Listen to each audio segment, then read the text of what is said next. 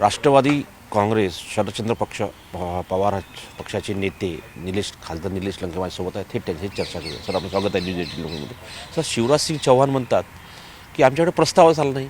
मग मुख्यमंत्री दावा करत होते, उपमुख्यमंत्री दावा करत होते, दोन्ही उपमुख्यमंत्री आम्ही शेताच्या बांधावर जाऊन शेतकऱ्यांना एकन एक पैसा मिळवून देऊ, पण प्रस्ताव येताना पैसे कुठून मिळेल? यावरूनच राज्य सरकार शेतकऱ्यांच्या बाबतीत किती संवेदनशील आहे या गोष्टी लक्षात आलेल्या आहे. अतिवृष्टीमुळे शेतकरी उद्ध्वस्त झाला. त्यावेळेस शेतकऱ्यांना खऱ्या अर्थाने मदतीची गरज होती आणि मोठ्या स्वरूपात मदत करणं गरजेचं भरीव अशी. तर त्यावेळेस राज्य सरकारने फक्त त्या ठिकाणी पंचनामे केले आणि पंचनामे केल्यानंतर राज्याच्या कृषी मंत्र्यांनी सांगितलं की 14 लाख हेक्टरचं नुकसान झालं आणि प्रत्यक्षरित्या मागणी केली 1,10,000 हेक्टरची. हे केंद्राच्या कृषी मंत्र्यांनी काल सांगितलं. रेकॉर्डवर सुद्धा आलं. याचा अर्थ या सरकारला शेतकऱ्यांचं कुठलं घेणं देणं नाही. देणं घेणं नाही असं म्हणतात, पण मुख्यमंत्री खोटं बोलतात का शेतकऱ्यांसोबत? उपमुख्यमंत्री खोटं बोलतात का? मुख्यमंत्री खोटं बोलतात का उपमुख्यमंत्री खोटं बोलतात हे ऑन पेपर रेकॉर्डवर आलेलं आहे. हे सगळ्यात महत्त्वाचं. अतिरिक्त जी मदत मागणं गरजेचं होती ती मागितली नाही हे केंद्राचे कृषी मंत्री सांगतात. राज्यात ज्या विचाराचं सरकार आहे त्याच विचाराचं केंद्रात सरकार आहे. त्यामुळं डबल इंजिनचं सरकार फक्त मतं घेण्यासाठी सांगायचं, पण प्रत्यक्षरित्या कुठला फायदा नाही. आज अतिवृष्टीमध्ये शेतकऱ्यांना मदत करणं गरजेचं होतं, भरीव अशी मदत, ती कुठली मदत केली नाही. अतिरिक्त मागणी करणं गरजेचं होती, मागणी केलेली नाही. आज राज्य सरकार एका बाजूला सांगायचं डबल इंजिनचं सरकार आहे, बेरोजगारांना नोकऱ्या देऊ. राज्यातले अनेक उद्योगधंदे बंद होऊन परराज्यामध्ये ते चाललेले आहे. उलट आपल्या डबल इंजिनचं सरकारचा फायदा करून काही उद्योग राज्यात आणणं अपेक्षित होतं, पण ते सुद्धा आणलेलं नाही. हे फक्त लोकांची दिशाभूल करण्याचं काम हे सरकार करते. काल स्थानिक स्वराज्य संस्थेच्या निवडणुका झाल्या, त्यावरती निवडणुका पुढे ढकलल्यानंतर देवेंद्र फडणवीसांनी म्हटलं की राज्य निवडणूक आयोगाचा जो निर्णय आहे तो चुकीचा आहे. भारतीय जनता पक्षाचे नेते माजी प्रदेशाध्यक्ष चंद्रशेखर बावनकुळे म्हटलं की याचं आम्ही विश्लेषण करून चुकीचा निर्णय आहे. भारतीय जनता पक्षापेक्षा अनेक सगळ्या नेत्यांनी म्हणजे महायुतीच्या नेत्यांनी थेट टीका केलेली आहे. पण आता राज्य निवडणूक आयोग म्हणते कायद्याचं काम आम्ही करतो, तुम्ही आम्हाला काय शिकवता? काय निवडणूक आयोग कशा पद्धतीने वागतं तुम्ही पाहिलं असेल. देशातली पहिली घटना होती.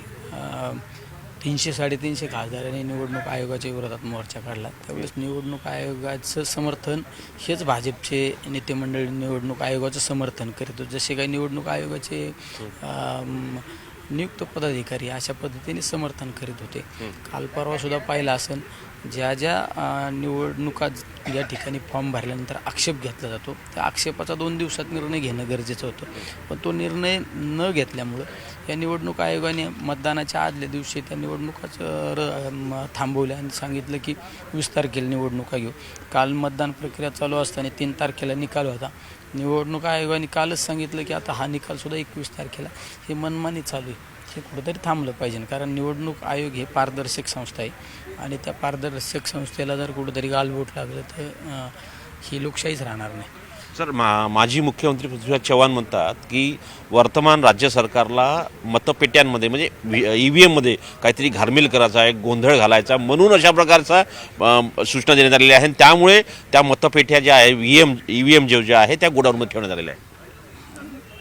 एका जबाबदार लोकप्रतिनिधी जर अशा पद्धतीने बोलत असेल तर ते सुद्धा त्यामध्ये काही प्रमाणात तथ्य आहे.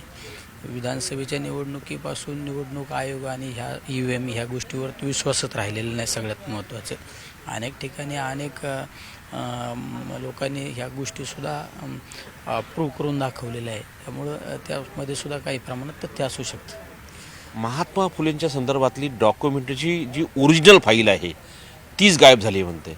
अज्ञात व्यक्तीवरती गुन्हा दाखल केला आहे. मंत्रालयात काय सुरू आहे? क्रांतीसूर्य महात्मा फुले, सावित्रीबाई फुले यांच्यामुळं शिक्षणाचे दार मोकळे झाले आणि अनेक बहुजन समाजातल्या मुलामुलींना शिक्षण घेण्याची संधी मिळाली.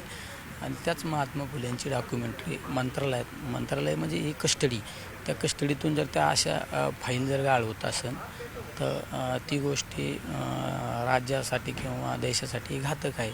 मग बाकी कार्यालयातल्या ज्या फायली असतात त्या कधीच फाईल पास होतील याचा भरोसासुद्धा राहिलेला नाही. सर, राज्याचे काँग्रेसचे प्रदेशाध्यक्ष हर्षवर्धन सपकाळ ते म्हणतात की मी गजनी, दरिंदे आणि जल्लाद शब्द का वापरले आता त्या कळत असेल म्हणे तुम्हाला मुख्यमंत्री उपमुख्यमंत्र्यांचं जे पद्धतीने वक्तव्य आहे त्याच्या आधारावरती ते बोललेले आहेत. नाही, आता ते स्टेटमेंट पण मला माहीत नाही आणि त्या स्टेटमेंटबाबत मी पण काही ऐकलेलं नाही, त्यामुळे त्यावर भाष्य करणं योग्य नाही. धन्यवाद. हे होते निलेश लंके, राष्ट्रवादी काँग्रेस पक्षाचे नेते आहे, शरदचंद्र पवार पक्षाचे नेते, आणि त्यांनी स्पष्ट सांगितलं आहे की निश्चितपणे राज्य सरकार हे गदारोळपणे काम करत आहे, गोंधळातलं काम राज्य सरकार करत आहे. नवी दिल्लीहून व्हिडिओ जर्नलिस्ट जगदीशसह प्रशांत लंदास, न्यूज 18 लोकमत.